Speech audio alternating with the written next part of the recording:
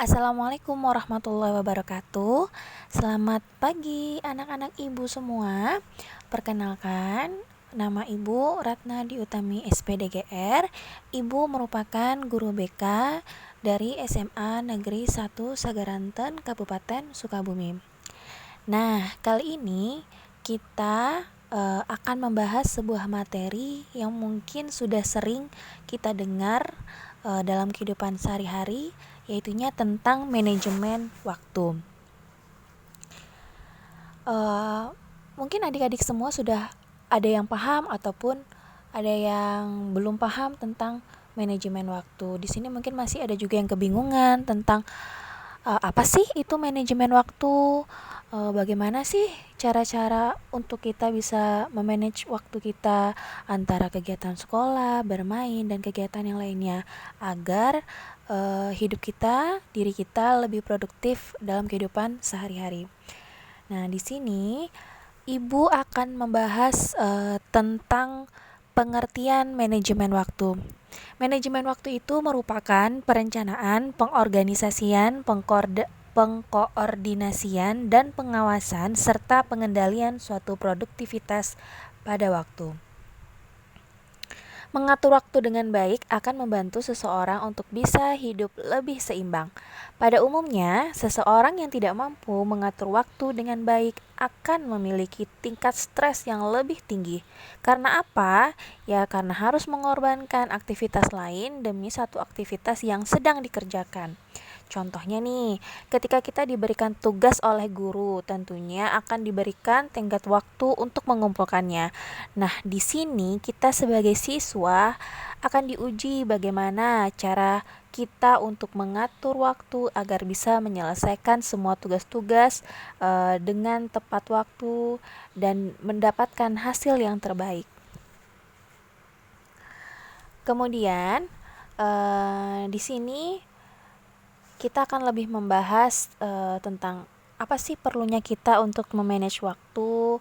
Penting gak sih kita itu memanage waktu kita? Nah, waktu itu ya ibarat uang, sangat berharga. Tapi bedanya uang bisa kita dapatkan kembali jika itu hilang. Tetapi waktu kalau sudah hilang sampai kapanpun juga tidak akan pernah kembali. Jadi sangat penting bagi kita untuk bisa memanage waktu, mengatur waktu kita, mengatur kegiatan kita agar kita tidak menyesal dan kita mendapatkan hasil yang terbaik. Nah, mengapa sih kita perlu memanage waktu kita sebaik mungkin? Nah, di sini ada beberapa alasannya.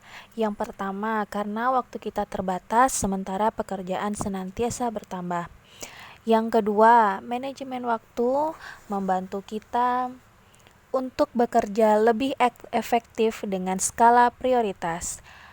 Yang selanjutnya, manajemen waktu menjauhkan kita dari stres, kita dapat mengontrol setiap tugas dan tenggat waktunya. Yang terakhir, manajemen waktu membantu kita untuk bisa lebih produktif dan menghindari hambatan dan gangguan yang menghalangi tujuan kita. Nah, tadi saya sudah menjelaskan betapa pentingnya kita untuk dapat belajar mengatur waktu kita. Walaupun mungkin dalam prakteknya, dalam kenyataannya itu sangat sulit untuk diterapkan, tapi kita di sini harus mencoba dari hari ke hari untuk lebih baik lagi dalam mengatur waktu kita. Mungkin banyak cara dan banyak langkah-langkah yang bisa kita lakukan untuk dapat memanage waktu kita. Nah, sebelum kita masuk pada materi tersebut, Ibu akan menjelaskan terlebih dahulu tentang prinsip manajemen waktu. Apa-apa aja sih prinsip manajemen waktu? Yang pertama, sediakan waktu untuk perencanaan dan menetapkan prioritas. Kedua, selesaikan tugas berprioritas tinggi sesegera mungkin dan tuntaskan tugas sebelum mulai tugas yang lain.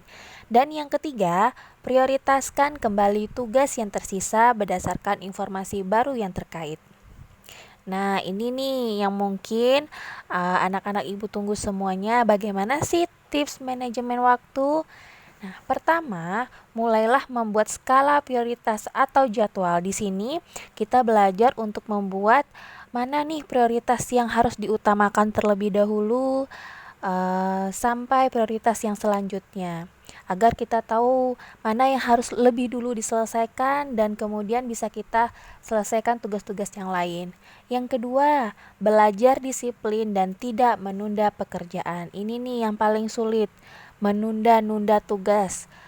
Kebanyakan anak-anak ibu semua sering untuk menunda-nunda pekerjaan. Mungkin dalam pikirannya, wah waktunya masih lama ini, masih minggu depan. Padahal dengan kita mempunyai pemikiran seperti itu membuat kita akan dikejar waktu.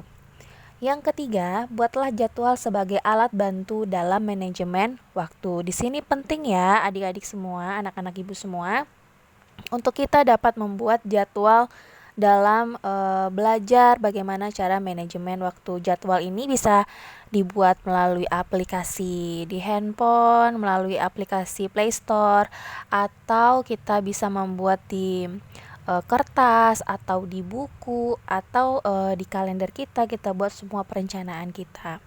Yang keempat, upayakan selalu fokus dan tuntaskan setiap pekerjaan kalian. Kelima, hargailah setiap waktu yang kita habiskan.